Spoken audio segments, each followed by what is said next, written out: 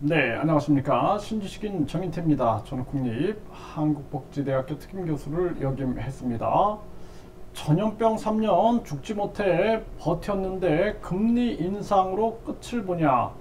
네, 지금 많은 자영업자들, 중소기업, 그리고 서민들은 이렇게 외치고 있는 겁니다. 이 전염병 3년 동안에 죽지 못해 버텼다라는 거죠.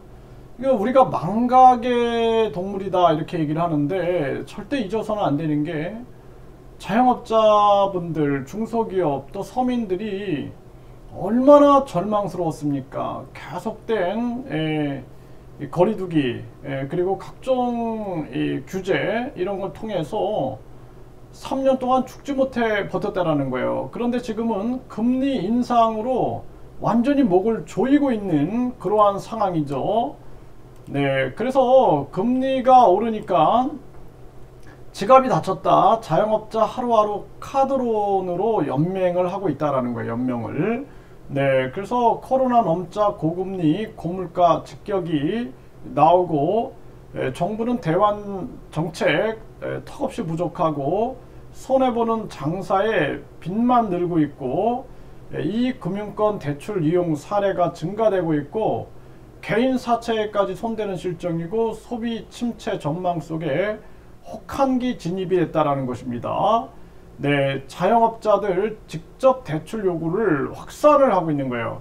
그러니까 결국에는 지금 같은 경우에는 사실 금리를 올리면 안 되는 겁니다. 우리나라 사정이 있는 거거든요. 일본이 금리를 마이너스 대출을 유지하는 것은 일본 사정이 있는 거고, 중국이 금리를 내리고 러시아가 금리를 내리고 튀르키예가 금리를 내리는 것은 자기 나라 사정이 있는 거예요. 자기 나라 사정.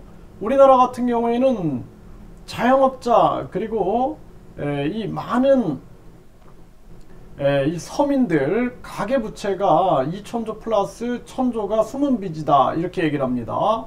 이런 정황에서 금리를 올리고 또 기업들도 기업 빚이 3천조예요. 3천조. 그런데 여기서 금리를 급격하게 올려버리면 다 죽어나가는 겁니다.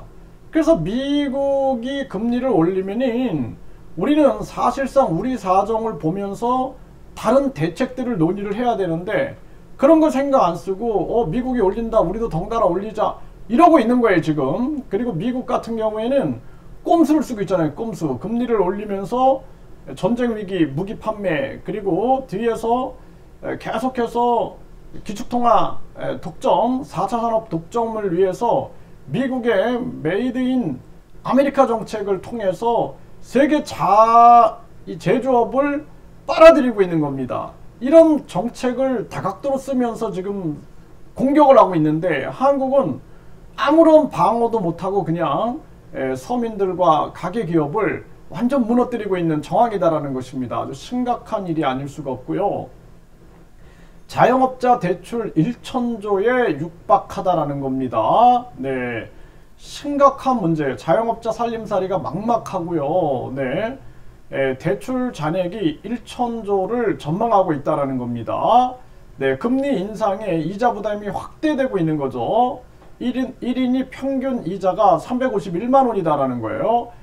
심각한 문제가 아닐 수가 없습니다. 네, 아주 큰일 날 문제예요. 이 정치인들이 자기 손으로 땀을 안 흘려봐서 그래요. 땀을 안 흘려보고 돈을 안 벌어봐서 뭐가 어떻게 돌아가는지 전혀 모르고 있는 거예요. 지금 꼼수 써가지고 뭐 레고랜드 문제 터지고 흥국생명 문제 터지니까 꼼수 써가지고 국민 세금을 가지고 뭐 이걸 어떻게 이제 지원하느니 뭐 지원책을 쓰니 이러고 있지만 정작 급한 것은 우리 지금 서민들이다라는 거예요. 서민들. 아주 이게 심각한 거고요. 가파른 금리 인상 서민 자영업자들이 아주 울상이다라는 것입니다. 울상. 울상이 아니라 죽을 상이에요. 죽을 상. 심각한 문제다라는 거예요. 금리 인상에 자영업자들 이자 부담이 눈덩이처럼 불어나고 있다라는 것입니다.